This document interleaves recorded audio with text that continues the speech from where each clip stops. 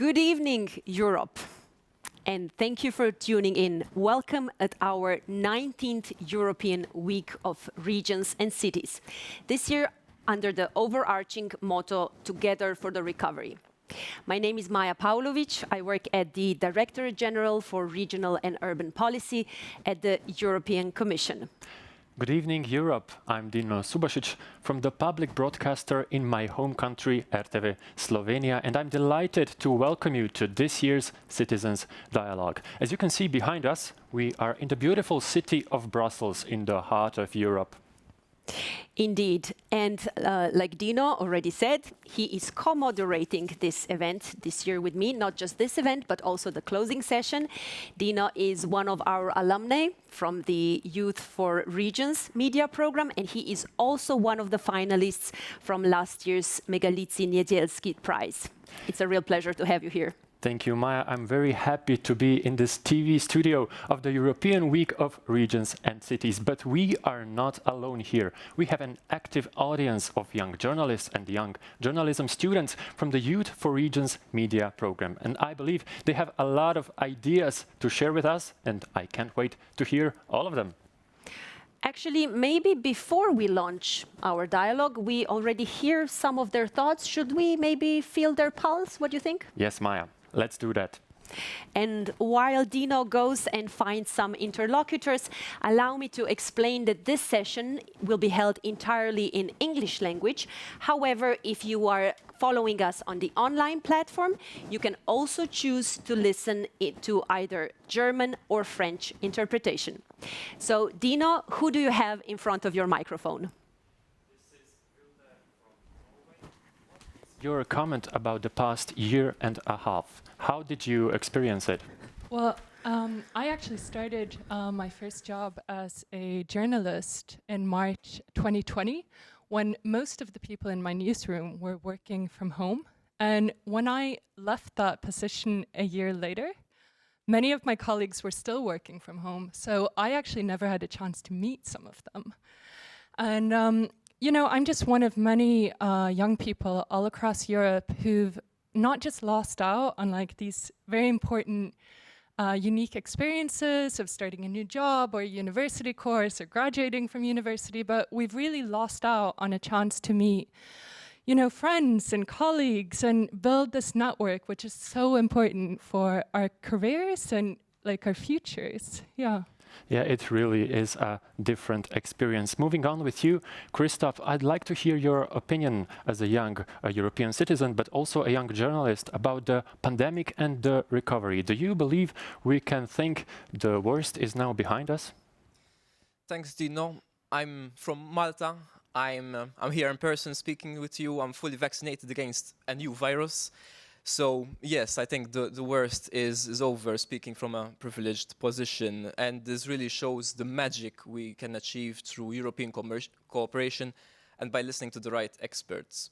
But we don't need a pandemic to destroy us. Europe still has rule of law issues, still has press freedom issues. We lost our British allies. So we need to use the same EU spirit we unleashed on the virus to tackle these problems, starting this week. Thank you very much for being here with us today. Back to you, Maja. Thank you very much. Great thoughts, great ideas. And I would like to start by giving you some background information. First of all, on this year's motto, Together for the Recovery. Responding to an adversity like COVID-19 pandemic can also be an immense opportunity. With its regional policy, support and reforms, the EU offers a once-in-a-generation opportunity of investments to shape the recovery of regions in a resilient, green, digital and inclusive manner. And indeed, tonight, during this session, we will see very concrete examples of such amazing transformations, which were born out of the need, and the need then being quickly heard and addressed, responded to. Indeed, during the pandemic, the cohesion policy managed to be flexible while also staying truthful to its core principles and values, which is listening to the needs of the people and the regions and helping them, not just them, also the entire Europe and, if you wish, the entire planet, to face the challenges of the future. And tonight we will look at 4 of these challenges. We will have 4 topics: cohesion, green transition, digital transition, and citizens' engagement. And now, please join me in welcoming our high-level guest, the European Commissioner for Cohesion and Reforms, Elisa Ferreira. Good evening, Commissioner. It's a real pleasure to have you here in our studio again after 1 year. Good evening, Definitely. Commissioner. Good evening. Thank you for being here with us today. Are you ready to meet our young journalists and hear their stories? Well, I'm very, very interested in meeting them, in listening to them. I think it's really a very unique moment when also we come back to physical presence. This is absolutely amazing, and I'm very excited about the chance to listen to them. Thank you very much. Ladies and gentlemen, we have a novelty for you this week. We are going to be collecting your views during the week in the Voice of the Week survey, which is going to be launched in a few minutes. Maya, can you tell us more?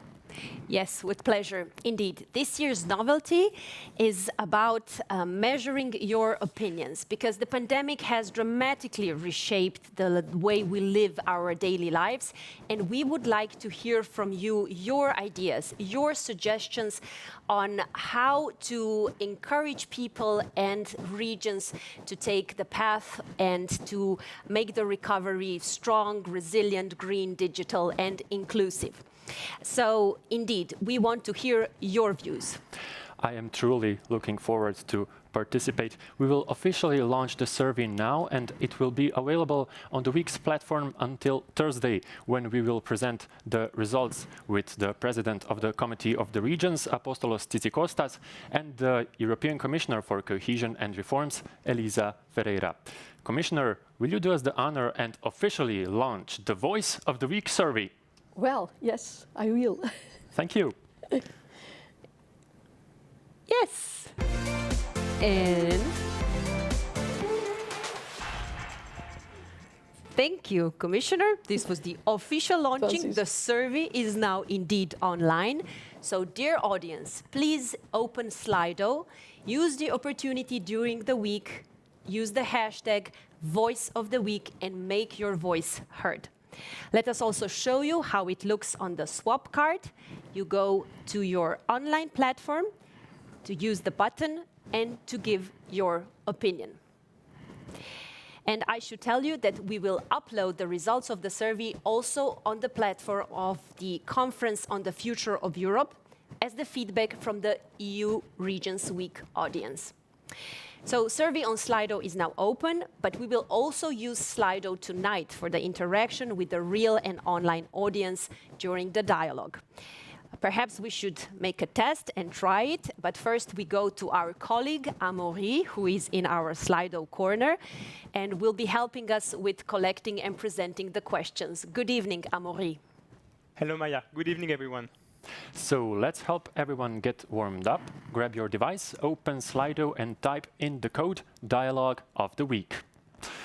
Here's the question. Please choose one word which best describes your expectation, your feelings about tonight's Citizens' Dialogue. We do not want you to spend too much time on it. Just use your intuition. Use the first word that comes to your mind. So just under the hashtag Dialogue of the Week. Okay, I think you are all familiar with the Slido application now. We already may have some responses. Amaury, can you tell us more? Yes, Dino. We already received 14 answers, and so let's find out the results right now. So the first word that comes to mind about tonight's dialogue is curious, happy, and also excited. And I think that's the right state of mind. Also, some people were collaboration, fun, a lot of hope. So I think most of the people are in a good mood to start this dialogue. Thank you, Amaury. From what I can tell, this is going to be a very lively session. And a very positive one. I am very excited, and it's indeed great to be here with some live audience after such a long time. So yes, we have an attractive lineup of speakers tonight. We have asked 8 young journalists to travel across Europe this summer and to bring us back 8 stories, 8 short videos, which best illustrate how the EU cohesion policy works in practice. Let's launch our dialogue with the first theme, cohesion from emergency to resilience.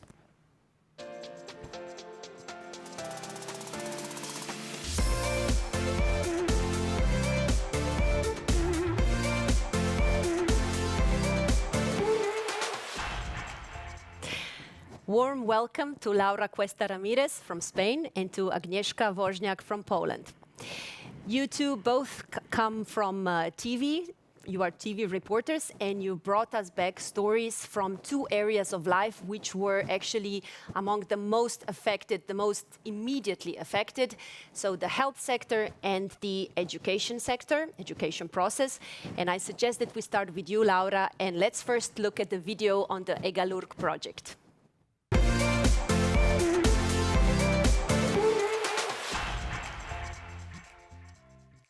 La Unidad Móvil Polivalente Europa-Occitania, o UNPEO, es un hospital móvil único en Europa, construido dentro del proyecto europeo EURegionsWeek. Su misión es reducir las desigualdades de acceso a la asistencia sanitaria en casos de emergencia. Sin embargo, durante la pandemia de la COVID-19, el hospital móvil cambió su propósito. Es un hospital realmente flexible que se puede adaptar a cantidad de situaciones, ¿eh? Nosotros lo habíamos planteado para ayudar en los Sanfermines, ¿no? Para poner un hospital fuera del hospital, ¿no? Para la atención inmediata a los pacientes, pero la verdad es que puede dedicarse a cualquier cosa y en este caso, en este contexto de pandemia, y al iniciar la vacunación nos pareció interesante, bueno, pues vacunar a aquellas personas que estaban muy aisladas, muy alejadas, tanto grandes dependientes como sus cuidadores muy alejados de los centros de vacunación, ir hacia ellos, ¿eh? Y eso fue lo que hicimos. Pues con el UNPEO se vacunaron, hay que pensar que son 2 dosis, entonces en 2 tandas, pues ayer repasando los datos eran del orden de 1.600 dosis, es decir, más o menos por la mitad, unas 800 personas. Pues ha supuesto un desahogo muy importante de nuestras estructuras, ha supuesto dar seguridad en la vacunación a aquellas personas que, como te digo, son grandes dependientes, son personas que estaban, bueno, en una situación clínica complicada. Otra cosa que valoramos mucho esto fue al principio de la vacunación, ¿eh? Como sabes, pues había, bueno, dudas en cuanto a si vacunarse o no vacunarse, ¿no? Y nos pareció muy interesante lanzar una imagen positiva de las vacunaciones y en este sentido además tuvo una repercusión en medios de comunicación muy importante, con lo cual lo que dijimos a la población es, bueno, nosotros creemos que hay que vacunarse, apostamos por la vacunación masiva, favorecemos la vacunación y para eso utilizamos este camión, ¿no?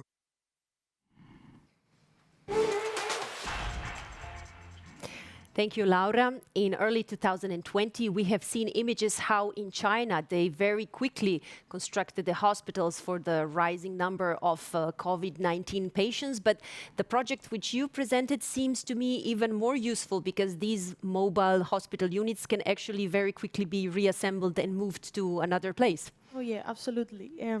As Thomas said in the video, it's a truly flexible hospital, which only needs 1 hour and about 4 people to be assembled. And the only requirement is to have a low-tilted surface, although it gives you a lot of versatility in terms of location. So we can say that it's a multi-purpose hospital because it was used for vaccines, but also for PCR tests, and afterwards I know that they have used it to help fighting against forest fires. So I think that this hospital is a great solution, not only for a pandemic, but also in other emergencies and disasters in areas where the healthcare medical assistance can be very limited. Great. So it's not just quick deployment, but also versatile function. Laura, what is your question for Commissioner tonight? Hello. I think that we have been very fortunate and lucky to be part of the European Union, since we have had access to hospitals that turned into vaccination centers and to the vaccines themselves. But I wanted to ask you, what about low-income countries that don't belong to the European Union and maybe can't afford the vaccines? Can Europe do something for them? Well, that is a very, very good question. And in fact, the whole world and the most developed areas of the world have got to take this very seriously, support to the less developed countries. And I would like to call your attention to the fact that Europe not only became a big producer of vaccines, but also a big exporter of vaccines.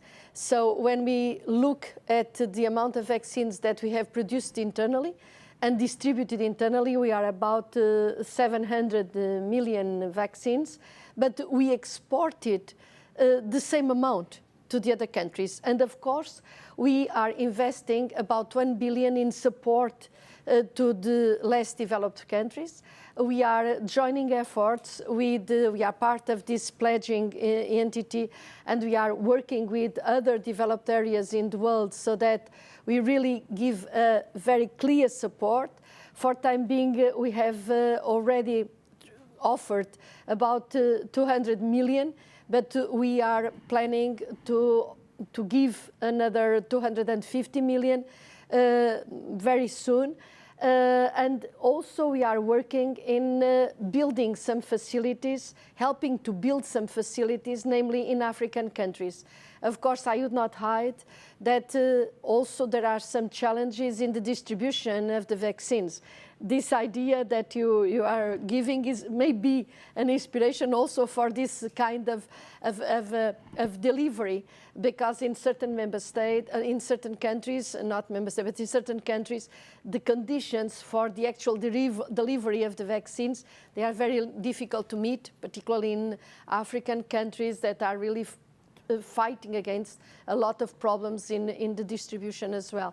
But yes, it's needed, because if we don't solve the international problem, we are not safe, because the virus will mutate and mutate and mutate, and so that is, and we cannot close ourselves, so we are in the world. So this is a very important question. Thank you very much, Madam Commissioner. And we now quickly move to the second video, and we look at Agnieszka's story on a very helpful remote school initiative in Poland.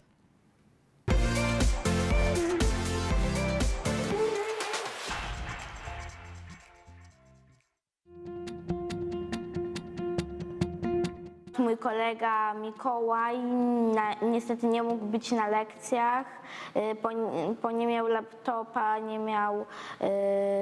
miał problemy, więc on raczej nie mógł dołączyć. W rodzinach wielodzietnych potrzebny sprzęt do nauczania zdalnego był wyrywany sobie z rąk do rąk, bo był jeden. W tym momencie miałam tylko jednego laptopa w domu i komputer, no i komórki, tak. Drukowałam polecenia pani i po prostu z drukowaną poleceniami odrabiali te zadania, tak. No, żeby udostępnić komputer następnemu. Ja na początku byłam załamana, bo nie wiedziałam, jak sobie po prostu poradzę ja, nauczyciele i wszystko. No i na początku najtrudniejsze było po prostu opanowanie całego systemu. Najbardziej problemy miały właśnie takie osoby, co mają na przykład trójkę rodzeństwa i na przykład jeden komputer miały po prostu, a były w ogóle w innych klasach i musieli się jakoś, nie wiem, podzielić.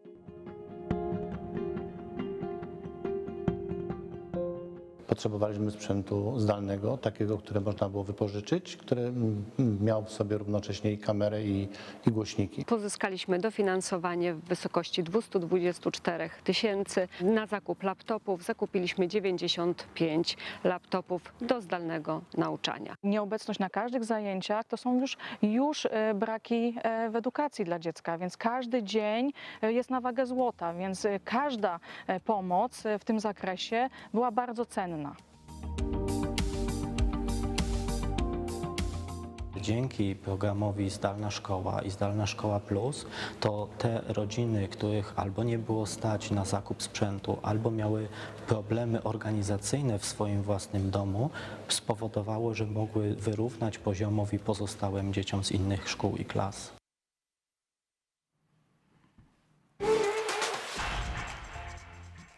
Good evening, Agnieszka.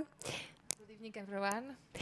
The pandemic happened so quickly. The lockdown happened almost overnight, but we heard in the video how vital it was for the schooling process to continue or to be as interrupted as possible. So why do you think these schools should be a priority? First of all, I would like to tell that I was really happy. I had a chance to talk with students, to talk with teachers and education experts, because in my opinion, students are one of these groups that they were the most affected by the pandemic, because they had the remote class. And long-term isolation is extremely difficult experience in such a young age.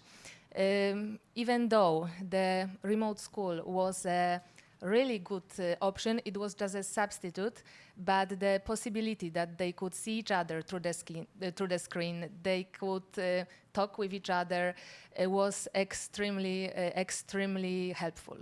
Thank you. And what is your question for the Commissioner tonight? Yeah, I wanted to tell that I'm really happy that this year all students, they come back to schools and Poland, so they can make it there. But still, this equipment is in use, for example, during the class. And as we know, modern technology is developing rapidly, and with the current speed, IT devices needs to be updated or even exchanged every few years. Can the European Union help with the sustainability of this project? Well, you are touching upon another very important issue. That's why during the pandemic, we created conditions together with the Council and with the European Parliament so that the structural funds could be redirected, namely for computers and for this distance learning. So it is something that is very, very needed, and it will go on. It will go on also because when we talk about digital, we have got to make sure that we don't start a digital divide.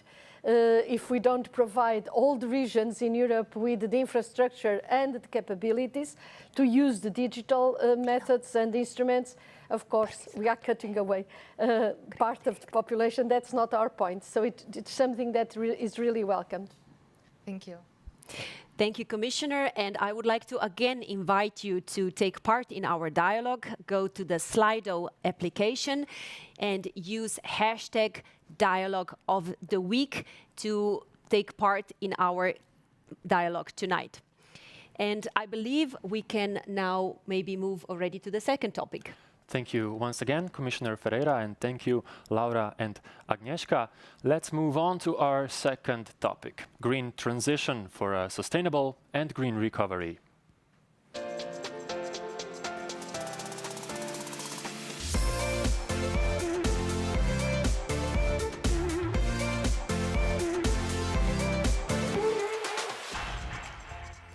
For the green topic, for our green future, I warmly welcome at the plateau Teja Mihanovic from Croatia and Adam Magyar from Hungary. And let's start with Teja, who visited energy efficient schools in Croatia and its neighboring countries, Bosnia and Herzegovina and Montenegro. Let's see the video.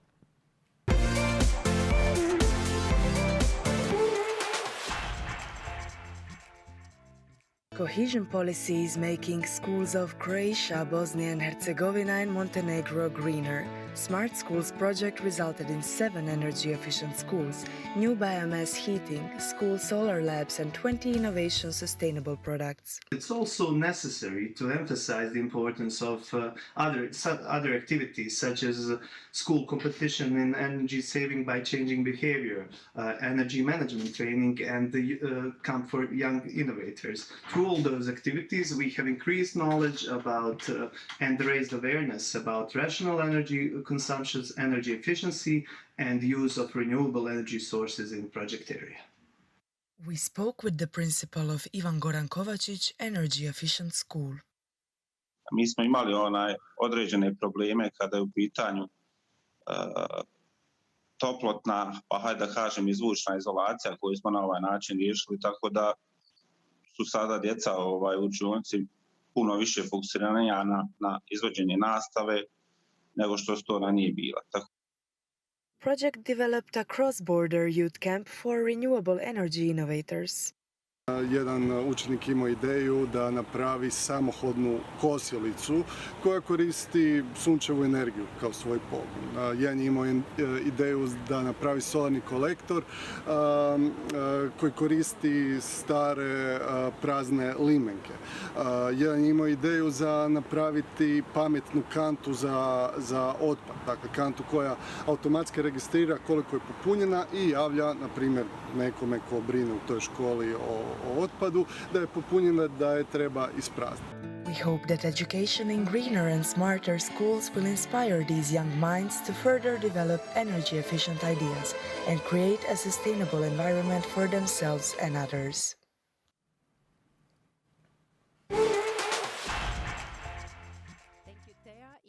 That these schools really have devoted quite a large portion of their curriculum to green topics. Yes, honestly, I think that this is a very high quality and a necessary project because it is important for children already at this young age to become aware of the importance of combating the climate change and of the green transition.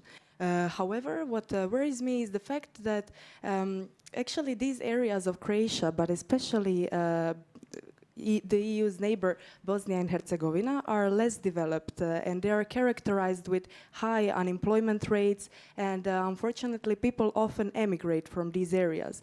So it is honestly very difficult to somehow motivate them to think green when in fact they have to think about their daily issues and their existential issues that affect their lives every day. Commissioner Ferreira, I know that today at the opening session you actually mentioned this. We mustn't allow that people leave from our regions, and I believe Thea has a question for you. Well, yes, actually I was wondering how the EU can make the lives of these people greener when, in fact, if we go in this direction, it would mean, among other things, that we should, for example, close down the factories that bring jobs to the people in this area. These factories are really old, they use old technologies, they are big polluters, but on the other hand, if we close them down, this would negatively affect it would have a huge socioeconomic consequences to the entire region. So to conclude, my question is, in fact, how can the EU make sure that this will be a fair transition, not only on paper, but actually tangible in these people's lives? Well, I find this example extraordinary. It's very interesting, well chosen. And now, you mentioned opportunities, job opportunities. In fact, with the renovation wave, if you think that all the buildings in this area can be subject to a refitting in terms of energy and climate, using these examples, there are lots of job opportunities associated with that. But you mentioned activities that have got to close. There is support for them. All this funding that is available can be used, and in very specific areas where you expect or you fear that there will be a massive impact, then you have the Just Transition Fund. And all the countries have a little bit of this fund, and we are looking at good examples of starting new businesses in those areas, keeping, young people there by offering them good living conditions and good salaries, because without that, you cannot retain the young talents that we have, fortunately, in Europe. Thank you very much, Commissioner. Thank you indeed. And we now move to your story, Adam, which is about the plastic dilemma in Central Europe. So let's look at the video and see how it takes shape in the circular economy.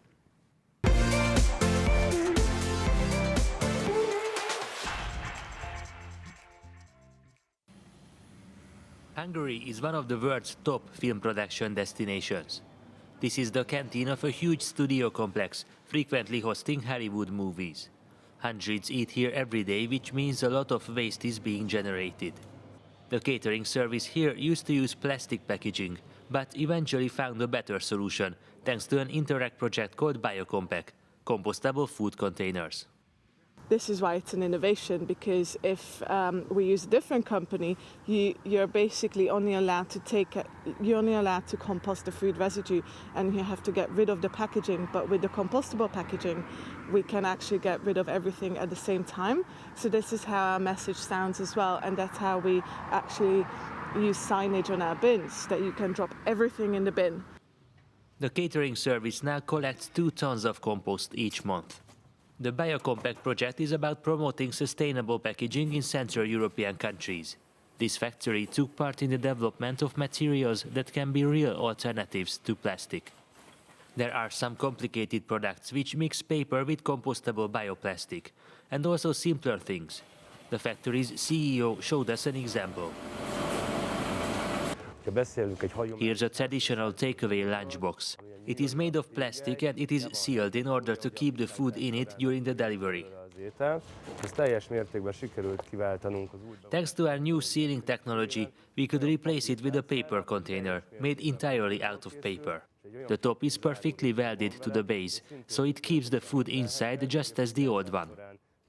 But after cleaning, this whole product can be thrown to the paper bin, and it is completely recyclable. This development is even more important now, because 10 single-use plastic products have been banned in the European Union since July.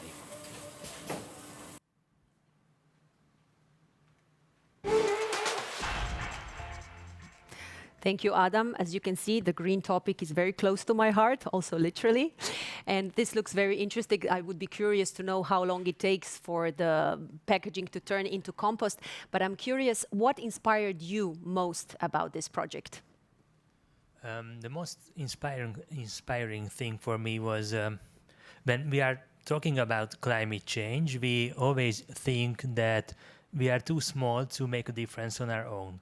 But these 2 girls that we have seen in the video prove that it is not true. Of course, they are working in a very specific line of work. I mean, they are working in the film industry, but they are working really hard. They told me that each day they go through the trash containers. They pick out the trash that is not belonging to the containers that are being used for these biodegradable products. So they make a huge effort, and by that they prove that 2 people can make a difference. Yeah, indeed, admirable dedication. And what is your question for the Commissioner tonight, Adam? Good evening, Madam Commissioner. I'd like to ask you about the continuity of these projects, because I think these projects often has really good things that turn out after years of work of a lot of people, but it can be hard to sustain these achievements, even harder these days when most of the funds are going to battle the coronavirus pandemic. So what can the European Commission do to make these green projects sustainable? Well, again, it's a very nice example of how in practice you can illustrate what you just said. Each person can make a difference, that's absolutely sure. When transforming this in something that is viable and that can become a company, for instance, to do this kind of packaging, because what we want is what is inside the package, not what is outside, but not only green, but blue economy now. Also, the seas are suffering immensely from the incapacity to manage all these plastics. So this is very important. About funding, the funding is there. It's just a matter of using the instruments that are available. And in fact, the greening is required now in the regional fund. Up to 30% of the projects have got to be green. In the Cohesion Fund, 37%. And it's up to the proposals that are prepared by the member states, the capacity to direct support to projects like this one, in order that you create a sustainable business that really can expand and can make an even bigger difference. So I think there is a lot of opportunities. Let's think about it. Let's make it operational, both using the Recovery and Resilience Plan, but also the cohesion policy is there for this. Thank you. Thank you. And let's hear now from our audience, like we invited you before, one more time. On Slido, you can participate with the hashtag Dialogue of the Week. And I now go to our Slido corner with Amaury. Yes, Maya. We already received more dozens of questions, and you can add yours on slido.com. But I want to show you one question that Floris wrote. He wrote, many new innovations organized by people themselves never get in the news. And the question he has for you, Madam Commissioner, is how to get eco-villages, city movements, alternative money systems that reward positive action more in the news for a better planet. Thank you very much. Amaury, Commissioner? Well, it's a good question, but probably you have the answer because you are journalists. So how to make things visible, it's much more on your hands than it is on the hands on our margin of maneuver. Of course, we want to have, and this is very important in all the projects, in all the programs, we follow the principle of partnership, of sharing information. But of course, then we need this kind of loudspeakers that you are, and it's very important that you already have shown how many interesting things there are going on, and if you don't make them visible, they don't exist to the public in general. They exist for the people that are engaged, but not to the others. So thank you very much for your work, and please don't stop. Go ahead and go on and do more of this kind of research, because it's important that citizens understand what we are doing also all together, of course. Thank you very much, Commissioner, and thank you, Thea and Adam, for joining us here today. And this brings us already to the third topic. One of the key aspects of fighting climate change and achieving the green transition are also digital solutions. So let's continue our dialogue in our third topic, digital transition for the people.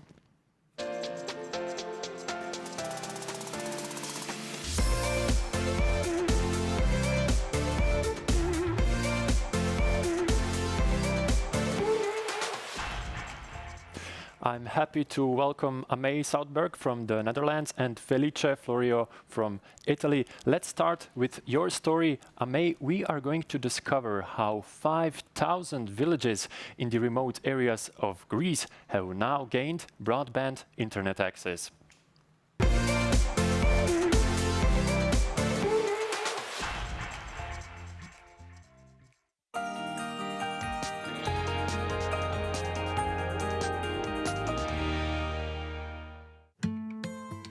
Megalopapago in the Zagori region of northern Greece is experiencing a silent revolution.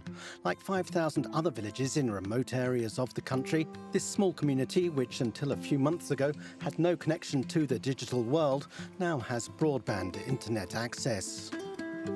For Nikos, who runs a small hotel restaurant and grocery store, this EU-funded project has changed everything.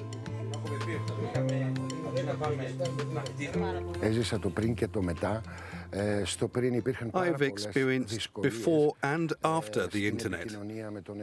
Before, there were many difficulties in terms of communication, customer relations, selling our products, and promoting our companies.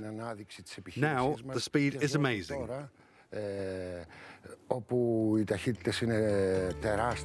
Public funding accounts for 161 of the €200 million budget. For the current period, 4/5 will come from the EU Cohesion policy. This financial and technological investment, which began during the Greek recession, has led to profound changes. Like Nikos, 500,000 people now have broadband in the small villages of the north, centre and south of the country, as well as on the remote islands. That's 45% of Greek territory. The Zagori region is famous for rafting and hiking. The arrival of broadband has boosted tourism, but that's not all.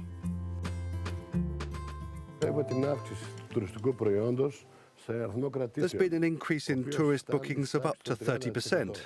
Secondly, our agricultural products are sold via the internet all over the world. Our village, our region, has come out of isolation.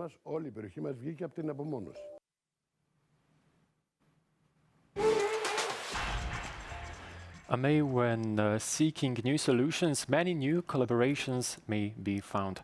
How do you believe the digitalization can bring close the public and the private sector? Honestly, to me, the answer is already visible. When I came to Belgium 3 years ago as a Dutch citizen, I received this green card on my arrival. For every single step along the way since then, for example, my housing, my finances, my access to healthcare, my work, and even the vaccine, I have had to use this little chip. Our government access is becoming increasingly digital, and who knows what citizen life will look like in a couple of years. And you may also have a question for Commissioner Ferreira. Commissioner Ferreira, how can we make sure that the digital transition will also include citizens who do not yet have the digital skills to benefit from this transition? Yeah, you are absolutely right. We are betting on the digital. This is a very good example of the revolution that it brings to a community. To have access to what in the past was basic infrastructures like roads. So this is the new roads. And of course, as we bet in digital, the more we already addressed it before, we have got to be more and more careful that we have got to spread the network, but also work with the training of people. We have addressed it in relation to schools, but also with grown-up people that really need reskilling or training or some intermediary method to address these new challenges. So we are there. It is the cohesion funding is there, in particular also the social element, the social Fonds Social Européen, so the European Social Fund and the European Social Fund Plus, but also cohesion funding, the traditional cohesion funding, to support the access of people to these capacities to use the network. So it's really a major challenge. Thank you, Commissioner. We are now traveling to Naples, Italy, to discover more about the iOS Developer Academy with Felice Florio.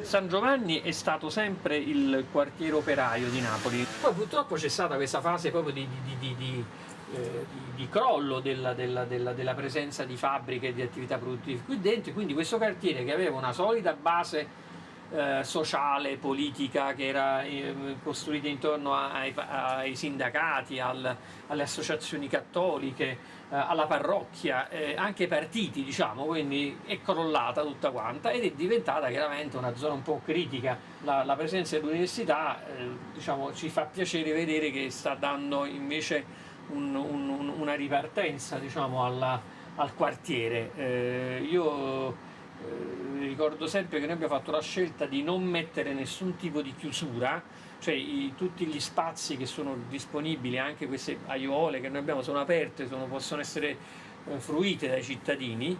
E infatti non adesso che fa molto caldo, però in primavera è carino vedere le mamme con i bambini con i carrozzini che girano. Noi siamo contenti quando i ragazzi che finiscono l'Academy trovano il lavoro dei loro sogni piuttosto che trovano un lavoro. La metodologia che noi applichiamo è una metodologia sviluppata un po' di tempo fa da Apple e da alcuni suoi consulenti, che si chiama Challenge Based Learning, che è una metodologia che prevede che gli studenti apprendano lavorando, sviluppando, quindi è una metodologia molto esperienziale, molto laboratoriale, se vogliamo dire, e che rende la Apple Academy un caso molto particolare rispetto a tanti altri esperimenti che ci sono in giro. Sia la parte di infrastrutturazione del campus, quindi tutti gli edifici, ma anche la parte di ristrutturazione degli spazi dell'Academy sono stati fatti usando fondi della Comunità Europea attraverso la Regione Campania.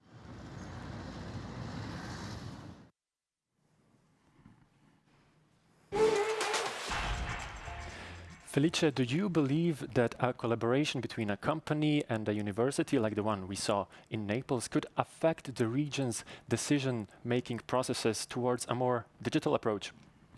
Generally, yes, it is essential to have these kinds of interaction in your area because, if positive, they show that collaboration between public entities such as the university and private companies creates opportunity that encourage people to not emigrate elsewhere.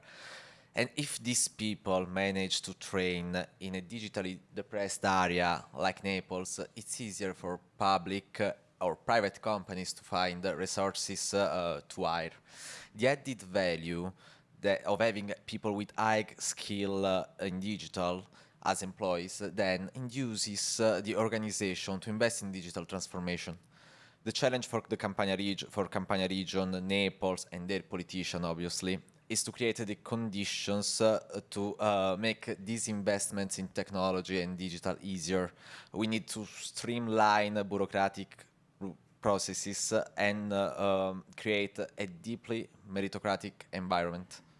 Thank you for your answer, Felice, but you've also prepared a question for Commissioner Ferreira. Yeah, Commissioner Ferreira, when it comes to the question of digitalization, some of the member states are behind. How will the EU help them proceed digitally equally as the successful member states? Well, the opportunities are there, and the exchange of experiences and good experiences like this one may help also to, others to do the same thing. I think in the film, one of the interesting aspects was this recognition that in the Mezzogiorno in Naples, we need to redo the social fabric and to reestablish the mutual support in building something that is good for the community. And this is also combined, or can be combined, with an improvement or a reduction of the bureaucratic element that sometimes impedes that all this capacity and this energy is translated then in surrounding economy, absorbing by the small and medium companies or bigger companies, absorbing the know-how and the knowledge, creating well-paid jobs to the people and to the young people that should not immigrate. So this is very inspiring, and I think there is room for a lot of progress around experiments like this one. Thank you. Grazie mille. Thank you, Commissioner. Ladies and gentlemen, you can still ask a question on the Slido application. Let's see if we already have some responses. Amaury? Yes, Dino, it's really lively on Slido tonight. So it's hard not to ask you all the questions we receive, as they are all really interesting. So I will ask you 2 questions, Madam Commissioner. The first one is from Carmen, who wrote, "It is a well-known fact that most senior citizens have a hard time adjusting to digital transition. If she would like to ask you, how can we ease their transition?" And the first question we receive is from Issa, who asks you, "How do you think the digital transformation will help in topics related to personal data protection?" Commissioner Ferreira, we'd like to hear your answers.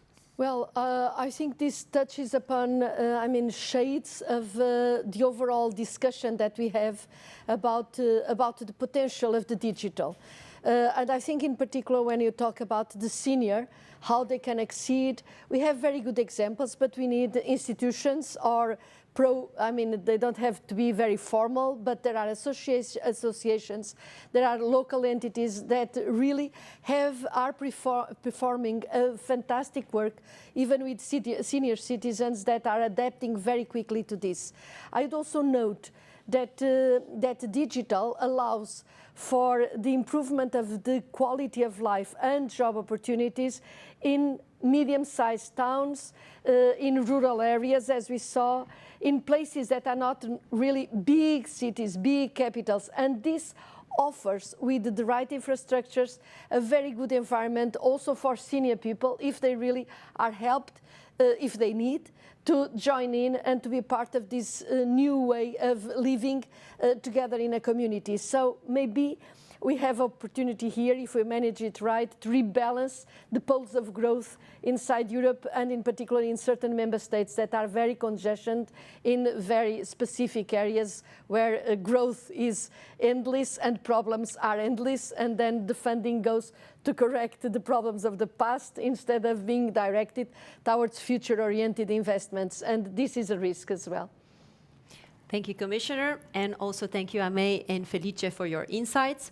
We are rushing through our dialogue. It's always fun and interesting when there's so much topic to cover, but we are already now at our 4th and final closing theme for tonight, citizens' engagement for an inclusive, participative and fair recovery.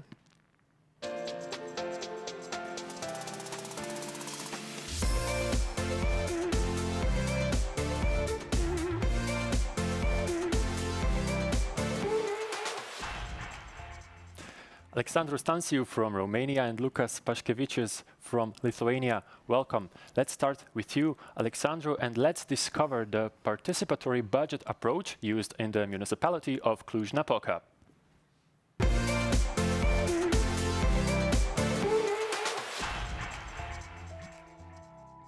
Hello and welcome to Cluj-Napoca, right in the heart of Transylvania, Romania. We are here to talk about participatory budgeting at the City Hall of Cluj-Napoca, a 100% democratic process in which citizens decide how to spend part of a public budget.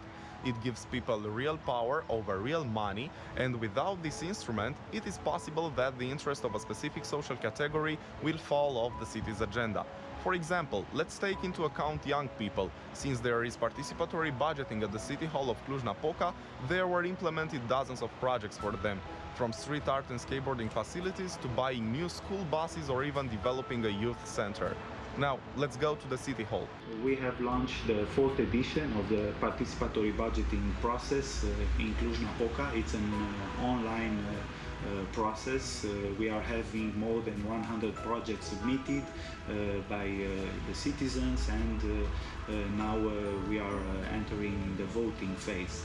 The participatory budgeting process is a very important tool for the municipality in order to bring new ideas and fresh projects that are asked by the citizens. It's also an important tool to stay close with the citizens and to implement new projects that can bring quality of life in our city. After creating an account on the dedicated site for participatory budgeting offered by the municipality of Cluj-Napoca, you should be able to upload the project.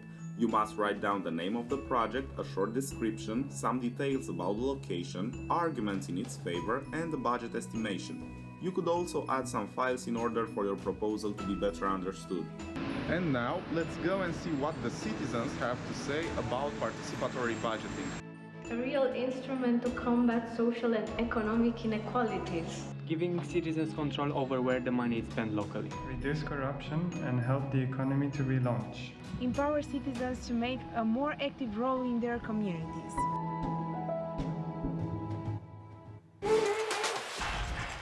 Alexandru, do you believe the participatory budget approach used in the municipality of Cluj-Napoca could become a way of funding on the national level?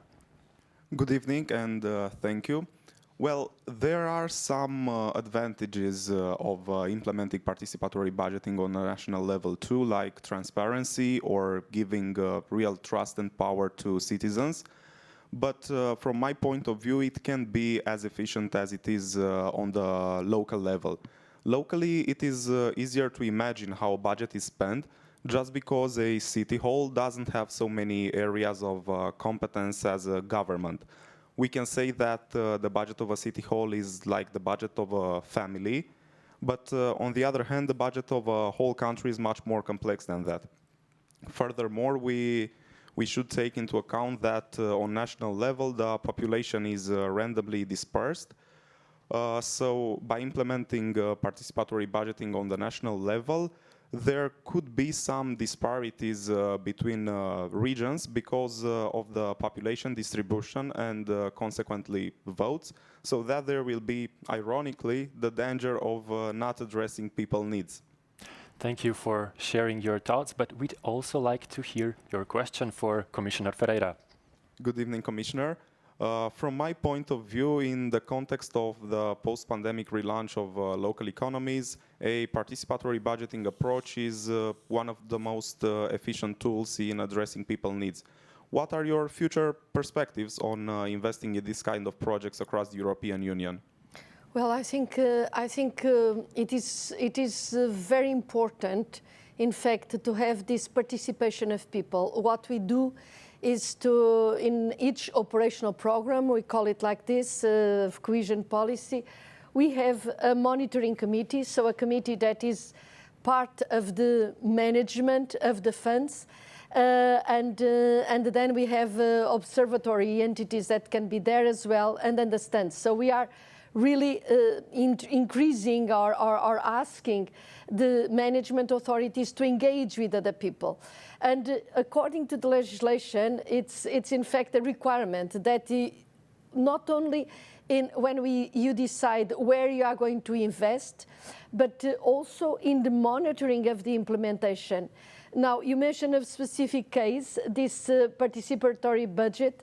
It's, as you mentioned, it's more effective in smaller communities. But anyway, participation, sharing, and this allows for the involvement and with the examples of young people that really are more able to get in and to say what they think. So it is a very interesting example, inspiration, but I think participation and sharing with the stakeholders is essential for the good management of the funds. Well done. Thank you. Thank you, Commissioner Ferreira. Let's move on with our second topic. How can youth shape the EU's macro-regional strategy? During this week, 3 online events are taking place and they are connecting 14 Danube countries. The results are going to contribute to the Conference on the Future of Europe. But today, we are going to discover yet another macro-regional strategy. Lukas Paškevičius was in the Alpine region.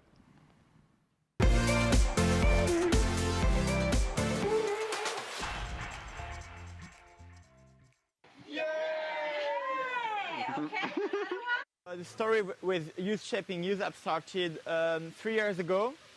I was at this time working in my city for the mayor, and I was invited in Innsbruck, Tyrol, for a workshop with different young people from all over the Alps. Young people have a lot of good ideas of how to tackle these problems. So it's very good and valuable to involve their ideas. But of course also to create a future of young people in the Alps. We are trying to develop something to find solutions for the society of tomorrow. So to create, for example, job perspectives, educational perspectives. These are or research and innovation, economic development. These are things that are very important also for young people to be able to stay in their hometowns and regions. This opportunity with Youth Shaping Youth Alp was the perfect opportunity for me. It's for us always a big learning experience, and I think it's always very interesting and valuable for us to know that we are not alone with our problems and challenges. And the young people who are coming together within these activities, they recognize at some point of time that there are many things that unite them. When we involve more of them in the creation of these opportunities and possibilities, they can also help us to make them a way and design them in a way that people want to participate. Our ambition to encourage them to move something together, and why not mountains? Don't try to fight and to become the best or who is the hero. We are all the hero, and we are all important to make a change, you know. And I think competition is not the solution.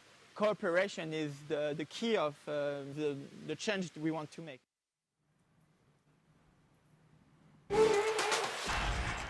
So let's not fight, let's collaborate. Lukas, do you believe the EU plays a big role when it comes to exchanging ideas and experiences among young people? Good evening, everyone.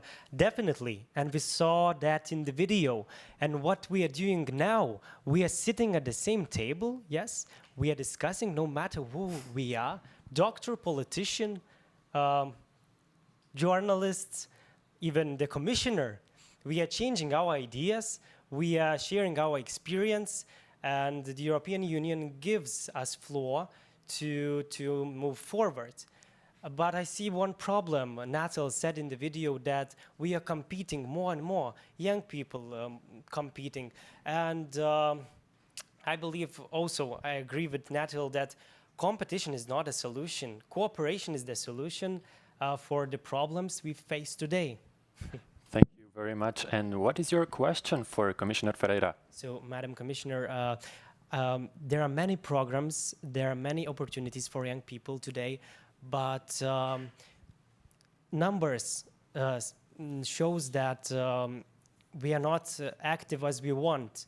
Why young people are still politically inactive, and passively involved in decision making, and what the European Union, of course, can do to change that. Well, I don't know. I agree with the selection of the topic. It's a very important one, but I don't agree with the implicit assumption in your question, because probably young people, they want a different approach to the usual politics, but they are quite active. If they care about something, you can't imagine the strength they have. And here I am listening to you. I'm making notes so that I really then, and there is people, colleagues that are following what you are saying. But in fact, take climate change. We wouldn't have been capable of doing what we have done until now if it wasn't for the strength of the young people. And this is just one example, but you look around and people are calling for less corruption, they are asking for more transparency, and so they are very active. Probably, and we want to listen to them. And even now, when we are looking at the recovery programs, we are always asking, okay, what can you offer to young people? Because we need you. We need your energy, your imagination, your resilience, and we really, I mean, without you, there is no future, because it's not my generation that can prolong. So we have done what we had to do. Now it's you. The borrowing and that we have organized in the international financial market is called Next Generation, exactly because of that. And even in the State of the Union speech, one of the outcomes of the delivers of this speech was that next year it will be, 2022 will be the year of the youth. So yes, you are at the center of the agenda, and I think if we open the right places for you young people will get in and help us to get a better world for the future. Thank you. Thank you, Commissioner Ferreira. And now one final look at our Slido corner. Amaury, what interests our audience? Yes, a lot of citizen engagement on Slido tonight. And I want to show you one question which is really popular on Slido. It's from Leo, who wrote, many regions are facing the brain drain problem. 2022 will be the year of the youth. And the question he has for you, Madam Commissioner, is how does the EU make sure that all of its youth gets a fair part of the share for a better future? Commissioner Ferreira, we'd like to hear your response. Well, I just mentioned it in my previous answer. We are doing what we can, but this is not top-down. These agendas are not top-down. These agendas are also bottom-up. And that's what cohesion is about. It's looking at each region in Europe, its place in Europe, and to be able to think what this region can give to all of us as a community, and how we can, what are the critical elements, and these critical elements are what are the potentials that are lying there, what are the energies, what are the blocking elements that prevent this energy to materialize in job opportunities, in good life quality. And so it is in exchange between top-down and bottom-up that things can occur.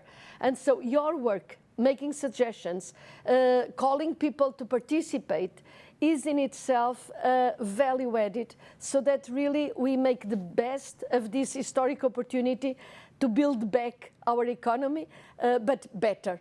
Not to do again what we did in the past, but to do something better, more green, more digital, and more cohesive, and more balanced territorially, because nothing, whatever you do, nothing is territorial neutral. So even an horizontal policy, a commercial policy, the impacts in the different territories are different, and so you have got to be aware of that, and to understand what is the place that each region and all regions must have a place in the overall development agenda of Europe. Thank you. Thank you, Commissioner. What a beautiful thought to nicely round up our discussion. Thank you, Alexandru and Lucas. This has brought us to the end of this year's Citizens Dialogue with you, Commissioner Ferreira. And it has been a real pleasure, like always, to have you here. Thank you for sharing your views. Thank you for taking the notes and bringing them with you. And of course, thank you for helping us launch the survey of the week. And before we close, I was told that we are already a little bit long, but maybe just in 2 sentences, do you have like a final thought, or maybe do you want to share with us what has touched you the most in the 8 stories tonight? Well, in fact, it's energy. I think you are all very young, but you managed to bring to us concrete examples. And these concrete examples is what we have to share with the citizens, because citizens sometimes feel that Europe is very far away. I think with the response that we managed to give with the support of the Council, of the governments, but also the support of the European Parliament, Committee of Regions, we managed to give an answer. But then we go back to business, we go back to normal, and people sometimes think, okay, where is Europe? Europe is here. It's close to the citizens. So please go on with your work. It's the only thing that I ask you. And keep active, keep visible, keep sharing your thoughts, and we are learning from you because you are our future. So thank you very much. That's the only thing I would like to do. And thank you to you and to this incredible organization, very digital, but hybrid. And being hybrid is a pleasure, special pleasure in this, I hope, post-COVID era. Thank you. Indeed, thank you. Thank you to the entire team of our young journalists. Thank you for your time, your energy, your commitment, and the excellence of your work. Also, thank you to our colleague Amaury in our Slido corner. And also thank you to the amazing team which has enabled the event tonight. There are really a lot of people behind the scenes tonight. So thank you.